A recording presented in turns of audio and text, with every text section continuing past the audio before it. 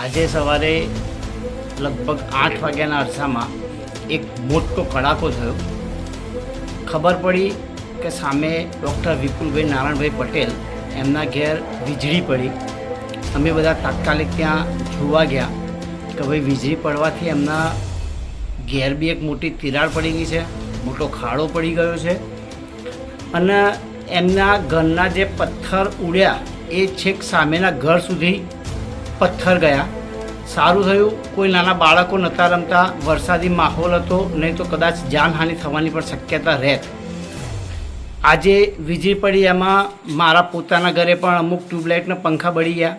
સામે ડૉક્ટર વિપુલભાઈ, ડૉક્ટર ભાવેશભાઈ એમના ઘેર પણ વીજ ઉપકરણો ખાસા બધા બંધ થઈ ગયા છે. અને હમણાં જે જાણવા મળ્યું એ મુજબ સામે કોઈક વ્યક્તિ છે જેનું નામ ખબર નથી, એ સવારે લોખંડની જારી પકડીને બ્રશ કરતા હતા અને જે વીજળી પડી એમાં એમના એવડો મોટો ધક્કો લાગ્યો, 5-6 ફૂટ પાછા ફેંકાઈ ગયા, પણ મોટી જાનહાનિ થતાં બચી અને એમનો જીવ બચી ગયો. એનો વિશેષ અમને આનંદ.